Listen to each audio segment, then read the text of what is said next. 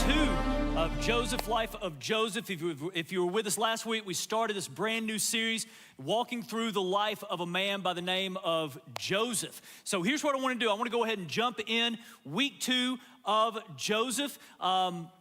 One of the things that I would tell you about Joseph is his story. The event surrounding this guy by the name of Joseph is recorded for us in the book of Genesis. Book of Genesis, very first book in the entire Bible.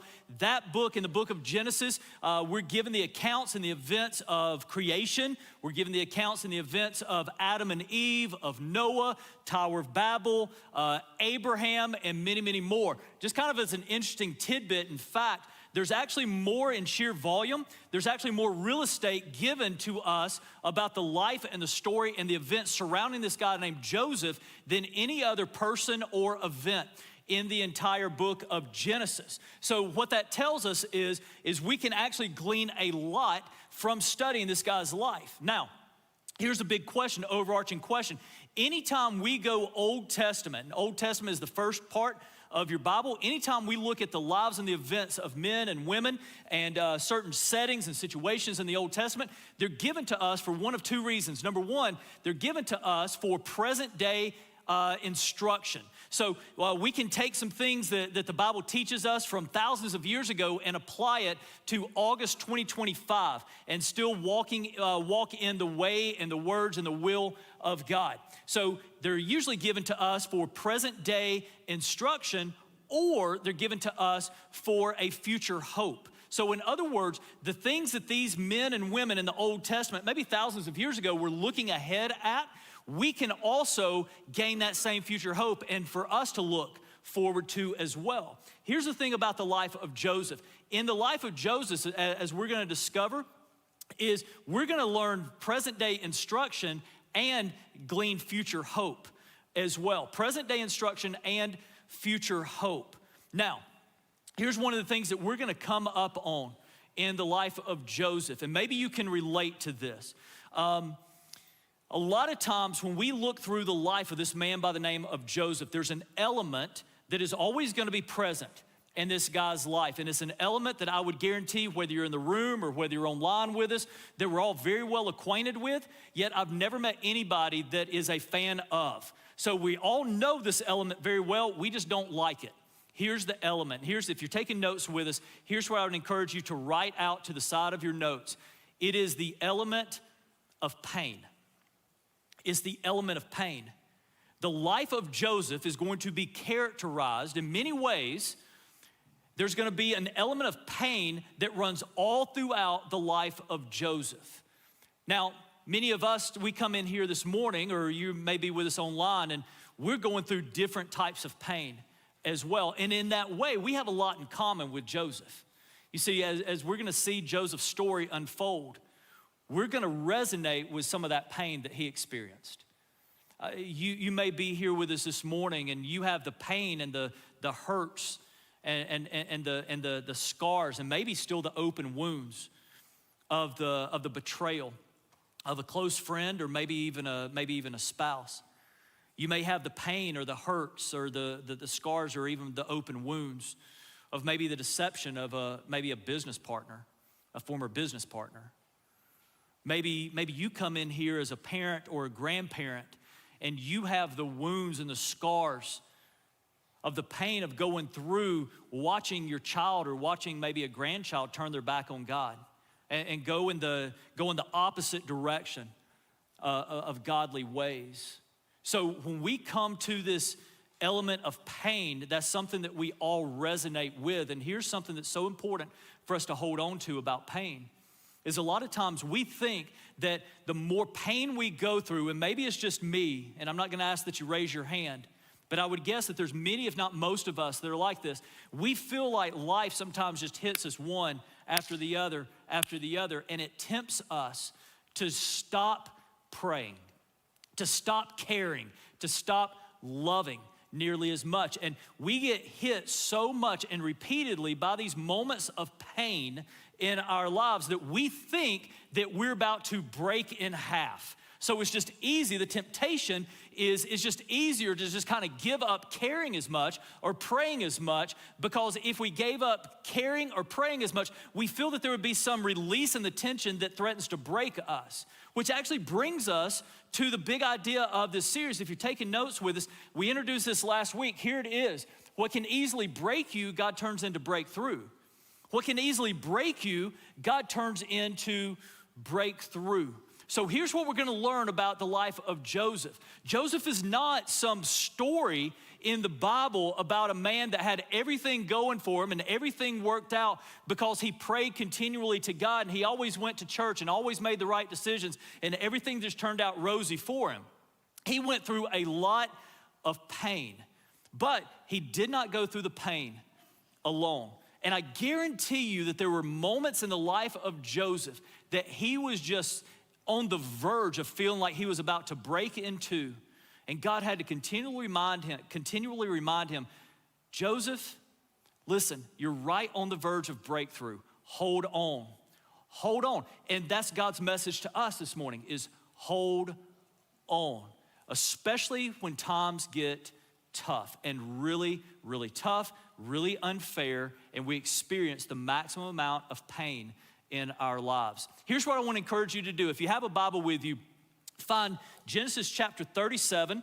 Genesis chapter 37, this is where we're gonna pick up this morning.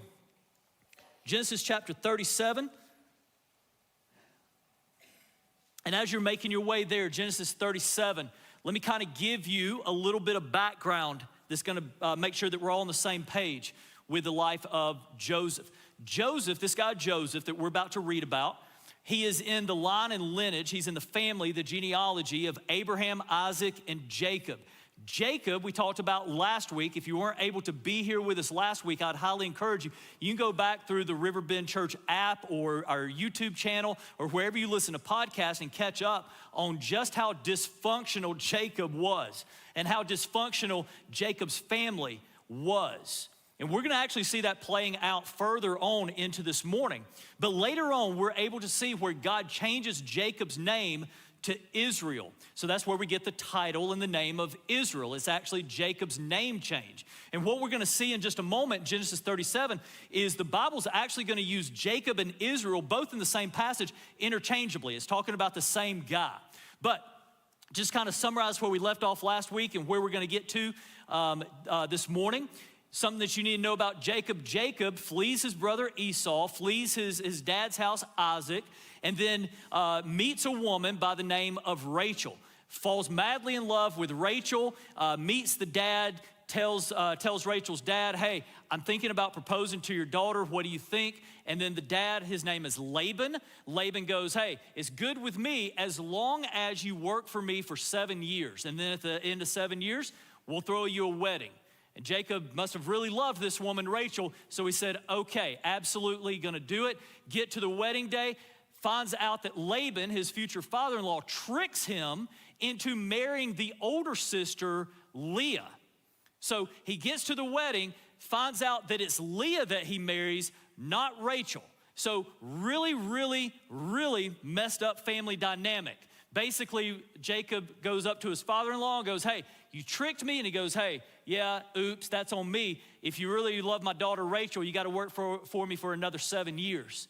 So he does. He actually ends up working for this guy for 14 years, ends up marrying Rachel, the love of his life. Now he has 2 wives, Rachel and Leah. They're both sisters, but it's very obvious that Jacob loves Rachel more than he loves Leah. That's going to go well in the home, right? All right, so here's a further dynamic, just to throw more monkey wrenches into the whole mix. The further dynamic is Leah, the woman that he was tricked into marrying. She has no problem getting pregnant. She has no problem getting pregnant. Rachel, on the other hand, she struggles mightily with infertility. So now you have increased tension. But Rachel finally is able to conceive. And her firstborn son is a guy, they name him Joseph. And this is where we pick it up in verse 1 of chapter 37, book of Genesis. It says, Jacob lived in the land of his father's sojournings in the land of Canaan. These are the generations of Jacob. Joseph, being 17 years old, was pasturing the flock with his brothers. He was a boy with the sons of Bilhah and Zilpah. We'll get to those two women in just a moment, his father's wives. And Joseph brought a bad report of them to their father. Look at verse 3. Now Israel, again, Jacob, Israel used interchangeably. Now Israel loved Joseph more than any of his other sons, because he was the son of his old age. And he made him a robe of many colors. But when his brothers saw that their father loved him more than all his brothers, they hated him and could not speak peacefully to him.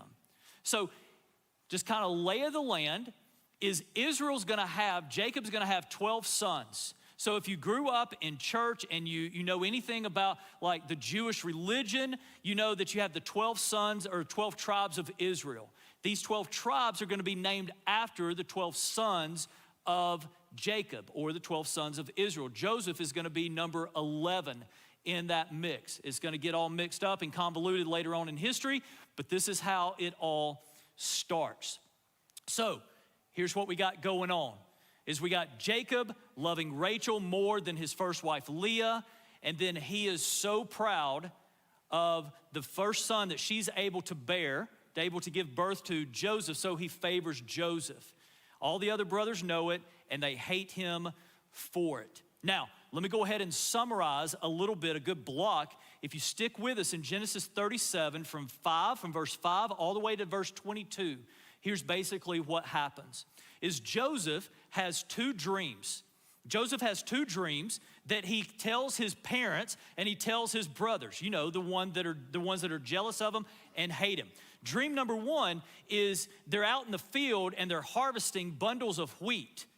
And Joseph tells his brothers and his dad, hey, I had this dream to where your bundles of wheat bow down to my bundle of wheat. And you can just imagine them all sitting around the dinner table go, what? What are you talking about, man? That's just weird. And he goes, well, I had another dream too. The sun and the moon and then 11 stars. And you got like probably even the dumbest of Joseph's brothers sit there going, 11 stars. I know what that means. I'm one of those stars. The sun, the moon, and 11 stars, they bow down to me too. Be like, man, you little snot. We will never worship you. Who do you think you are? Who do you think you are? And remember how we said that Jacob loved Joseph more than any of his other brothers? He showed that by making him a multicolored coat or robe. This long robe, this sleeved robe of different colors, of different material, a multicolored coat. That's one of the things that we typically know Joseph as, right? The guy that walked around in the multicolored coat. Well, Jacob, from verses 5 to 22, Jacob sends Joseph out to check on his brothers who are pasturing the family flock just to see how they're doing. So he walks up, Joseph starts walking up, and then the other brothers start to see him at a distance because my guess is he's probably hard to miss wearing the multicolored coat. And his brothers are probably sitting there going, man, what is this jerk doing? Can y'all believe that dream, those dreams that he told us? This guy's off his rocker. We can't stand him. We hate Joseph. And they're like, yeah, we hate him. And then somebody goes, yeah, let's kill him. And everybody probably looks at that brother and is like, I mean, it's not a bad idea. And they start to plot to kill Joseph because they hate him so much. And then the oldest brother, a guy by the name of Reuben, actually steps in and goes, hey, guys, listen, let's not kill him. Let's just throw him in a pit and leave him there. And they're like, yeah, let's throw him in a pit and leave him there. So this is where we pick it up. Genesis 37, verse 23 says, so when Joseph came to his brothers, they stripped him of his robe, the robe of many colors that he wore, and they took him and threw him into a pit. The pit was empty. There was no water in the pit. Then flash over to verse 28. Then the Midianite traders passed by, and they picked Joseph up out of the pit, lifted him out of the pit, and sold him to the Ishmaelites for 20 shekels of silver. They took Joseph to Egypt. So 20 shekels of silver, that indicated that was the price for an injured slave. for a crippled slave. They sold their own brother for the price of a crippled slave, and then those slave traders ended up taking Joseph to Egypt. And what must have felt like the very end for Joseph, we now know was only the beginning of God's plans to use Joseph to save an entire region of the world from starvation. So, here's the big questions in front of us, like we're gonna do throughout this series. 3 main questions that we're gonna walk through and answer together. Number 1, what does what we just read, what does this passage, what does it tell us about Joseph? Number 2, what does it tell us about God? And number 3, what does it tell me about me? What does it tell me about Joseph? What does it tell me about God? What does it tell me about me? If you're taking notes with us, let's tackle that first one. What this passage, what we just read, tells us about Joseph. Number 1, Joseph suffered the consequences of his father's choices. Joseph suffered the consequences of his father's choices. Now, here's where it gets kind of tricky. I bet that we would anticipate that saying, Joseph suffered the consequences of his brother's choices. It seems only natural that we would go straight to his brother's choices. But here's the thing, we're not letting the brothers off the hook at all. But a lot of what ended up happening to Joseph was the end result of the consequences of his dad Jacob's actions or inactions. Joseph suffered the consequences of his father's choices. And the father's choices, Jacob's choices, that his children suffered the consequences, Joseph suffered the consequences for, were 3. And this is such a stark word of warning to all dads, to all granddads out there, to all heads of homes out there. The first thing that we see, Joseph suffering the consequences of Jacob's actions, Jacob was incredibly apathetic. So if you want to write that out to your notes, it is the sin of apathy.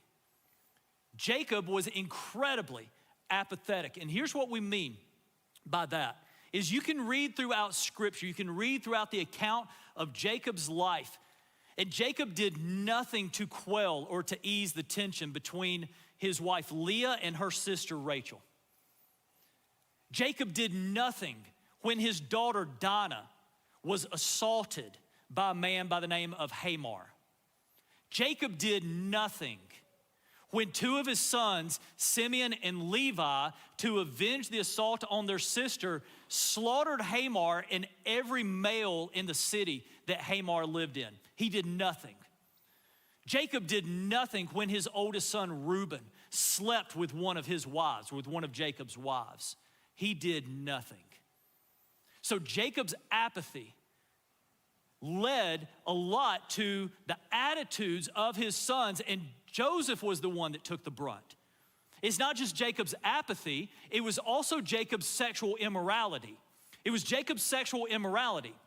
You see, Jacob went away from God's plans and God's design for marriage. One man, one woman in covenant relationship to one another and to God. And instead, Jacob married Leah, and then he married Leah's sister, Rachel, and then he married Rachel's servant, a woman by the name of Bilhah, and then he married Leah's servant, a woman by the name of Zilpah. Jacob had 4 wives, and of those 4 wives, all of them knew who the favorite was. And that leads us to that third sin of Jacob that Joseph suffered the consequences of. Not just apathy, not just sexual immorality, but the sin of favoritism. You see, Jacob's favorite was Rachel, which caused incredible tension among all the women and among all the kids. And then everybody knew that Jacob's favorite son was Joseph, which caused incredible tension among all the women and all the kids. So to the husbands, to the dads, to the granddads, to the heads of the home, to the heads of the households with us this morning, I would tell you a surefire way to completely bring chaos into your home is to be apathetic, is to give no regard to sexual morality and to show favoritism. You see, what ended up happening is Jacob's choices that however he sought to justify them in his past, what he was wrong about is he thought that they only affected him. But he engaged in those sins, and then the longer time between the epicenter of the sin, Jacob, and time spanning out, the deeper they festered and the larger they grew. And it was an inevitability that the dam was gonna break on those consequences. And guess who the dam broke on? The dam broke on Joseph. Joseph is the one that bared the brunt of Jacob's sin. The second thing that this tells us about Joseph is Joseph may have been unwise, but he didn't deserve the pit. Joseph may have been unwise, but that doesn't mean that he deserved the pit. We'll get to why that's important in just a moment. Give you kind of an interesting fact, a bit of trivia about the life of Joseph. Never once in the book of Genesis does the Bible record Joseph sinning. Now, we would never say that Joseph never sinned. There's only been one person that has ever lived life and never sinned, and that's Jesus.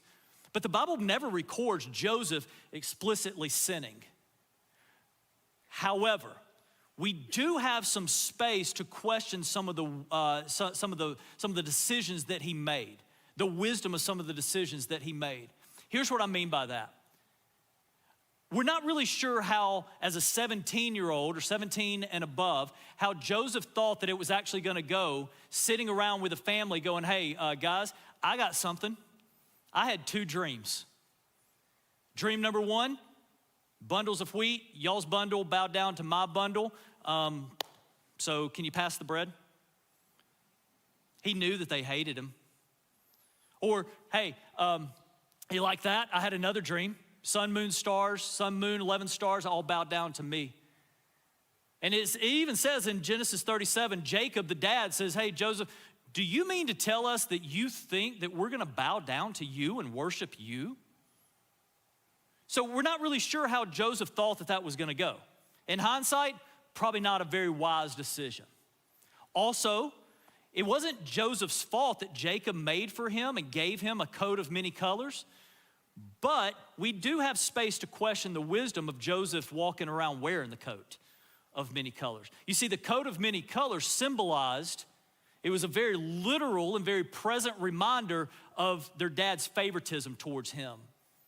Also, something that you should know about this coat, this robe of many colors, is remember how we just read how Jacob sent Joseph out in the pasture to check on his brothers, see how they were doing as they were shepherding the family flock? The coat of many colors, it was long and it was sleeved. So when the brothers see him walking with that coat, it was an indication Joseph, when he was coming out there to check on them, there was no intention of him actually working. Because if he had intentions of working, he probably would have been dressed more like his brothers, who more than likely would have worn short tunics and sleeveless tunics for wide range of motion. And yet, he's coming with a long coat on, a sleeved coat on. Again, none of this, Joseph's unwise decisions, none of that justifies what was done to him at all. The reason I think that that's so important is a lot of times we suffer the consequences of other people's actions against us.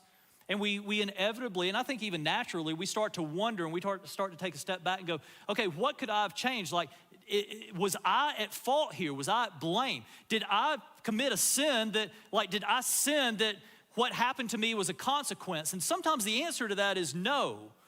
But maybe we look back through maybe the lens of hindsight, or maybe the lens of age, or maybe just growing a little bit further down the road in wisdom, to where we sit there and go, yeah, that wasn't a sin, but maybe that just wasn't the wisest move. Maybe that wasn't the smartest move. Like we said, Joseph, I think, made some decisions that may be considered unwise, but those decisions did not equate to him deserving to be thrown into a pit. So that's what this passage tells us about Joseph. What does it tell us about God? Taking notes with us, here's the first one, is just because God wasn't mentioned, that doesn't mean that God was absent. Did you notice in this passage that we just read, and I know that I summarized a lot from verses 5 through 22, did you notice in the passage that we just read that God wasn't mentioned once? The word God, the name God, wasn't mentioned once. And I can tell you from verses 5 through 22, It's not mentioned there either. Again, kind of an interesting fact. Do you know that there are 2 books of the entire Bible? The Bible is made up of 66 books. 2 of those 66, Esther and Song of Solomon, never once mention God. Never once mention God. So what do we make of that? What do we make of that?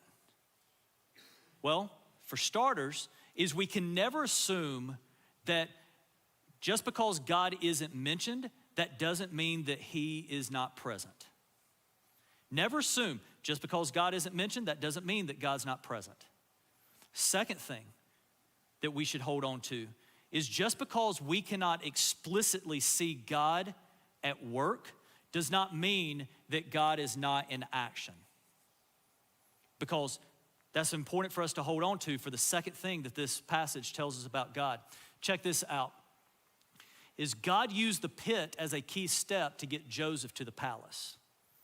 God used the pit as a key step to get Joseph to the palace.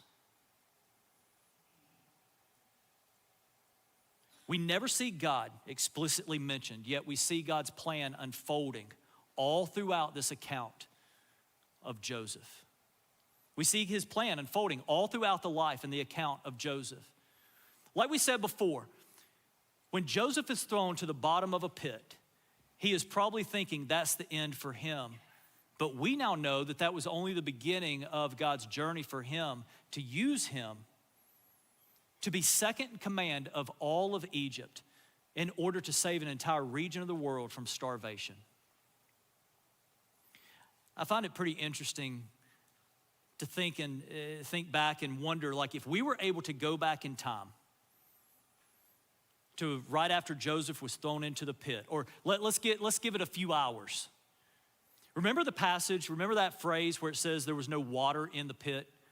The reason that that's there is because it wasn't a well. You see, a well in that region, it was dug and they would dip water out of it, but then they would also dig other quote unquote pits, and they were used as kind of like water basins. So this was almost like a buried, think about a buried clay vessel up underneath the ground to where you can look, you're thrown into it, there's slippery slides, you can't get out of it, that you're just looking around the rim. I think it's kind of interesting to think if we were able to go back and to kind of get on our hands and knees and peer down into that pit and see a betrayed and a bruised and probably a half-baked from the sun Joseph, and go, hey, Joseph, we'll grant you one wish. What do you want? What do you think he would say? He would immediately shoot back and go, hey, I got an idea. Why don't you get me out of this pit? But can you imagine all that would have happened? Or more appropriately, all that wouldn't have happened if Joseph had been immediately rescued from that pit and just went home like any other normal Tuesday? You see, God had greater plans for Joseph. The plans did not stop at the pit.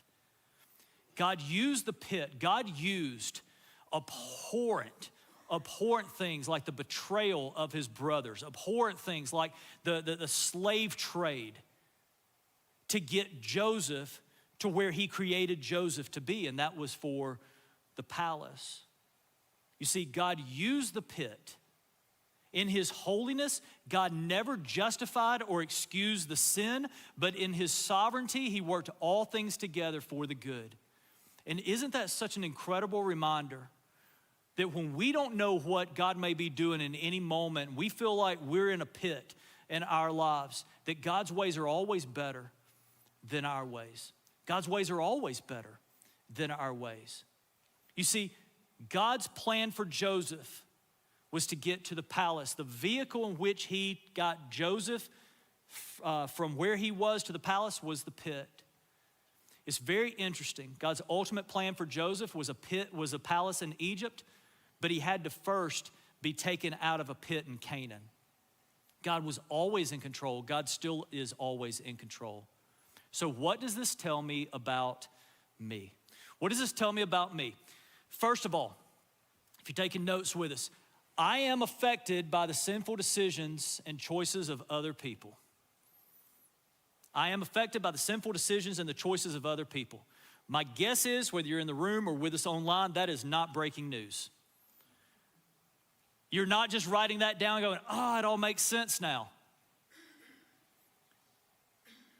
But I would encourage you, I want you to do an exercise with me really quick. I want you to take just a few moments. It's gonna sound really weird, but there's a purpose to it. I want you to take a few moments, just look around the room. Look at the people to the left of you, to the right of you. You can turn around.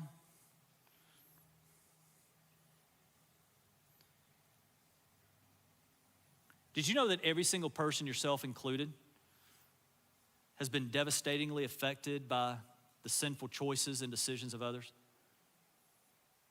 Every single person that you just saw. Every single person in the room, every single person online, every single person outside the walls of this campus. We've all been affected by the sinful choices and decisions of others. So what do we do with that? Well, hopefully, number one, we realize that because we've all been affected by the sinful decisions and choices of others, we look at one another and we treat one another with an extra measure of compassion. Even, and I would even say especially the people that we have the hardest time getting along with, because we've all been affected by the sinful choices and decisions of others. Number two, hopefully, we're reminded that we are affected by the sinful decisions and choices of other people, not God. A lot of times we go through hardships and pains and hurts and scars and wounds, and we get so angry and so mad at God. And go, God, how could you do this to me? And the entire time, God is gently reminding us, I'm not the one that did it to you. We've all been affected by the sinful decisions and choices of other people. You may say, well, Ben, how does that square with God being a good God and God being a just God? I would say that's a fair question. That's a great question. That question is asked so many times, and it should continue to be asked. Here's the answer to the question. God gives every single person an opportunity to accept him and to follow his ways. God gives every person an opportunity to accept him, to enter into a relationship, to choose to accept him and to follow his ways, which means that also means that God gives every person an opportunity to reject him and to follow their own ways. And whether we accept God or reject God, whether we follow his ways or our ways, both of them have consequences on other people. And a lot of times we are the ones, you, me, all of us, we are the ones that share the brunt, that take the brunt of the sinful consequences and the sinful decisions and choices of other people. But here's what I want to remind you of. Number two, pits will be a part of my journey, but they do not have to be the end of my story. Pits will be a part of my journey, but they do not have to be an end to my story. Here's what I mean by that. I want to get you to jot down a word out beside that blank. Write the word seasons. Seasons. I don't know about you, I am so prone. My natural default is to take this current situation that I'm in, whatever's involved in it, and to over magnify it and to basically just assume that's my new normal. I better get used to it. That's just how things are gonna be from now on. But what God wants us to remind us of is to walk and to live in seasons. Seasons, here's what I mean by that. You may be right now, you may be in the season of being a student. You may be in a season of being single. You may be in a season of being a young family with a newborn, which means that you're in a season of insomnia. You may be in a season of prepping to have maybe a high schooler graduate from high school, and you're entering into the senior year with just a pride mixed with a sadness. There's a bittersweetness. That's a season. You may be in a season of being an empty nester. But here's what we know. Seasons are never forever. There's several things that we know about seasons. Seasons are never forever. Number two, we know that there are blessings that go along with every season. There are challenges that go along with every season. that there is a purpose in every season, and that God is always faithful in every season. You see, you and I, we're gonna see this through the life of Joseph, the highs and the lows, the pits and the palaces. Pits will be a part of my journey, but they do not have to be the end of my story. They don't have to be the end of my story. Why? Because God has every single one of us in a season. And he has us in a season for a purpose, because he wants to teach us something that we can only learn in this specific season. And here's what I would tell you, whether you're the youngest person in the room or the oldest person in the room, whether you've walked with Jesus the longest in the room or whether you are the newest follower of Jesus in the room or online, is God is not done with you. God is not done with you.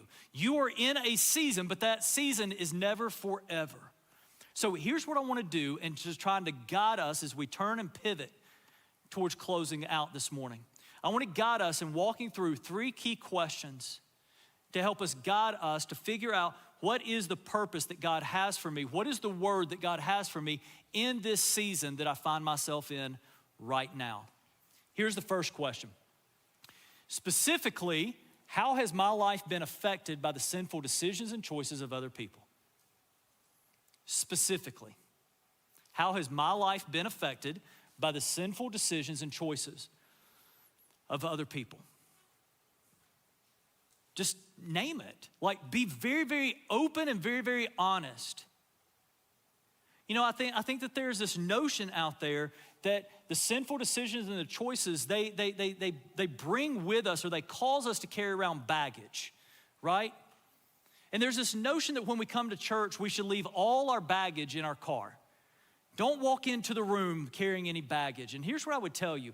God invites us to bring our baggage with him, with us, to him. God invites us to bring our baggage with us so that we can give it to him. Can I ask you a question as you kind of think on and meditate on that first question? What is some baggage that somebody else has added to your load that you may need to lay at the feet of Jesus? And just acknowledge it. I have been so unfairly burdened by this. I have been affected by the sinful decisions and choices by a mom or a dad or a grandparent, an aunt or an uncle, a friend, a previous friend, a brother or a sister, maybe a legal system. I've been so unfairly affected. God, I don't want to carry this anymore. God, would you take it from me? Would you somehow transform this pit and work it together for your good, to use it to lead me to what you've created me for? First question, what sinful decisions, how has my life been affected by the sinful decisions and choices of other people? Number 2, when it seems like God's hand is hidden, how can I stay connected to his heart?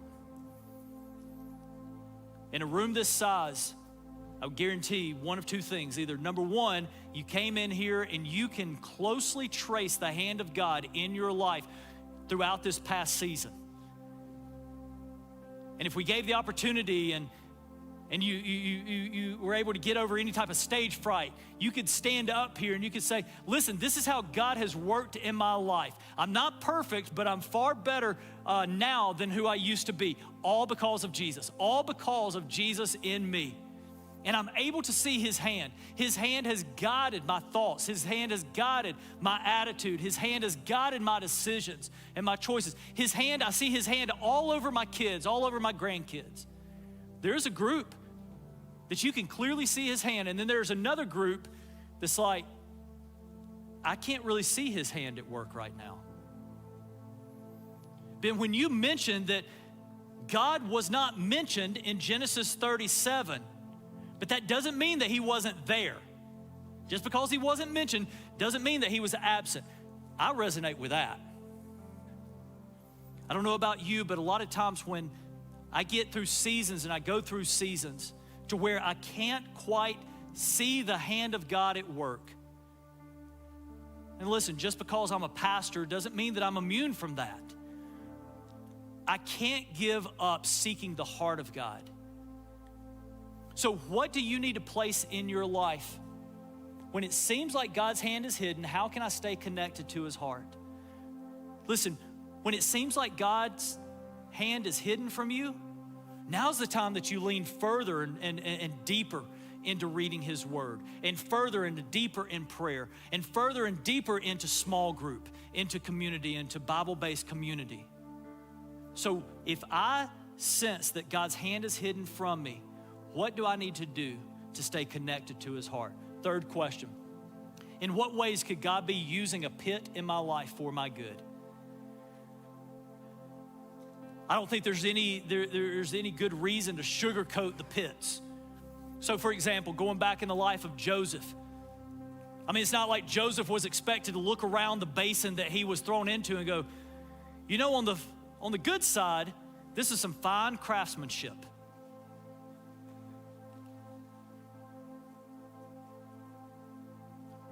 But I think if we were to go back in time, after it was all said and done, and there will be a point in time to where we'll have a conversation, we'll get to have a conversation with Joseph, and I can't wait to have the conversation and go, hey, Joseph, when it was all said and done, man, the pit was worth it, wasn't it?